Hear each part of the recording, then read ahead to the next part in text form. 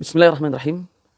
Ini adalah kisah di mana saat itu Abdullah bin Abbas radhiyallahu taala anhuma memberitahu kepada muridnya yaitu Imam Atha rahimahullahu taala tentang bahwa ada seorang wanita penghuni surga yang masih hidup saat itu di bumi Allah Subhanahu wa taala.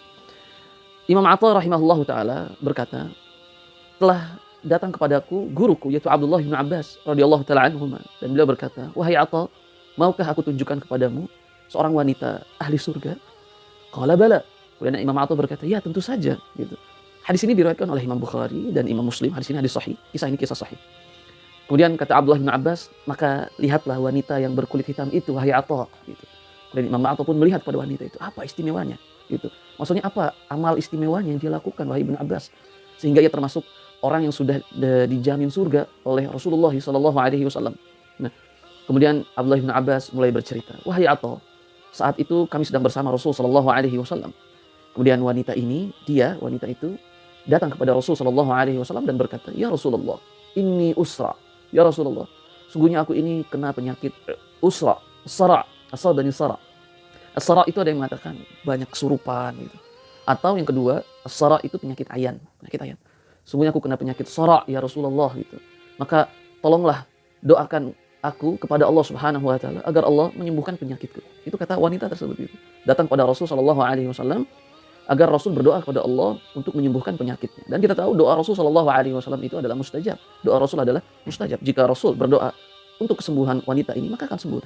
Tapi lihat apa jawaban Rasul sallallahu alaihi wasallam kepada wanita tersebut. Abdullah bin Abbas saat itu menyaksikan ini semua.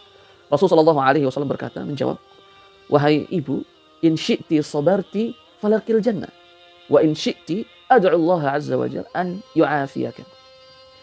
Rasul bersabda, "Wahai ibu, jika engkau milih untuk bersabar saja di musibah ini, di ujian ini, di penyakit ini, maka engkau akan mendapatkan surga Allah Subhanahu wa taala.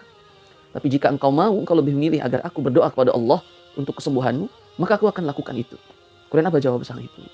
Wanita itu berkata, "Ya Rasulullah, asbir. Ya Rasulullah, kalau begitu aku memilih untuk bersabar saja."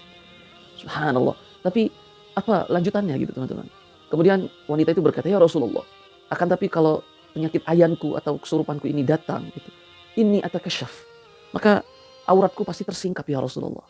Maka mohonkanlah kepada Allah Subhanahu wa taala agar saat ujianku ini tiba, musibahku ini, penyakitku datang, penyakit ayan atau kesurupanku ini datang, aku harap Allah Subhanahu wa taala menjaga auratku agar tidak tersingkap karena aku malu." Gitu. Nah, kemudian kata Rasulullah SAW, baik, didoakan oleh Rasulullah SAW sehingga wanita itu saat penyakit ayannya tiba atau kesurupannya tiba, auratnya tidak tersingkap berkat doa Rasul Shallallahu Alaihi Wasallam. Faidahnya teman-teman, faidah dalam hadis ini, wanita itu adalah wanita penghuni surga. Kenapa? Karena ia bisa sabar di atas penyakit ujian yang Allah berikan kepadanya. Ternyata karena kesabarannya itu atas takdir Allah Subhanahu wa taala yang baik atau yang buruk kepadanya, ternyata membuatnya menjadi penghuni surga sebelum ia meninggalkan bumi ini. Sehingga banyak nanti kisah-kisah orang-orang penghuni surga yang masih hidup di dunia saat itu. Salah satunya adalah wanita yang berkulit hitam ini. Wanita penghuni surga. Karena kesabarannya di ujian-ujian yang Allah Subhanahu wa taala berikan kepadanya. Ternyata di balik kesabaran seorang dari musibah yang Allah berikan, ada surga di sana. Ada surga di sana. Yang kedua terakhir, begitulah sifat wanita penghuni surga. Salah satu amal istimewanya adalah ia yang senantiasa bersemangat, selalu semangat untuk menjaga auratnya, sekalipun saat auratnya tersingkap, saat penyakit ayannya itu datang, ia tidak dihukum karena membuka aurat tidak dengan sengaja gitu. Maka itulah sifat wanita penghuni surga yang senantiasa menjaga auratnya. Lantas bagaimana hari ini gitu?